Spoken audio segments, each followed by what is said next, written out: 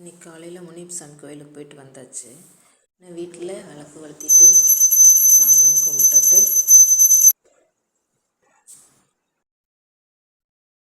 Tiffin வேலையை ஆரம்பிச்சிட்டேன்.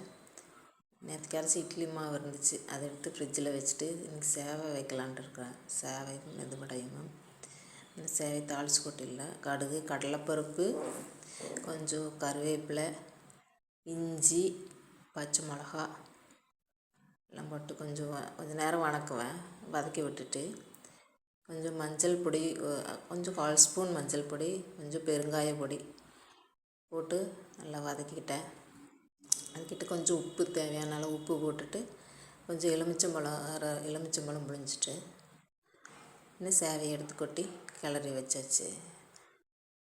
இப்போ சேவை ரெடி ஆயாச்சு.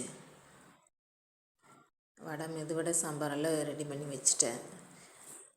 மத்தியானத்துக்கு ரெடி பண்ணிடலாம். சாப்பாடு ஆயிடுச்சு. தக்காளி ரைஸ் வைக்கலான்ட்டு அதுக்கு சோம்பு, வெங்காயம் போட்டுட்டு கொஞ்சம் இஞ்சி பூண்டு பேஸ்ட்டும் போட்டுட்டேன்.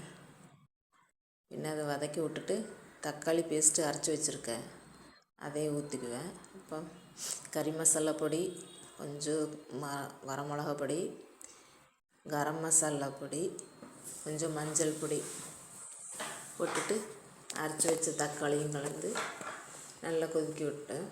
தண்ணியாக இருக்கிறதெல்லாம் கெட்டிய பேஸ்ட்டு மாதிரி வரும்போது சாப்பாட்டு கொட்டி கிளறி எடுத்துடுவேன். அப்போ இது வேகட்டும்.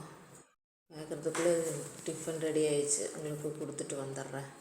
சேவையும் வடையும் சட்னி சாம்பார் மெதுவடை ரெடி ஆயிடுச்சு. இது வெந்துருச்சு, தக்காளி வெந்தாச்சு.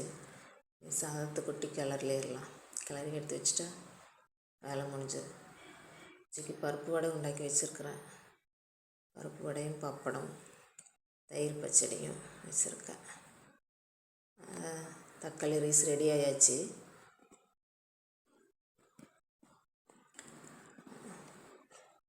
தக்காளி ரைஸு, பருப்பு வடை, தயிர் பச்சடி, பப்படம் எல்லாம் ரெடி.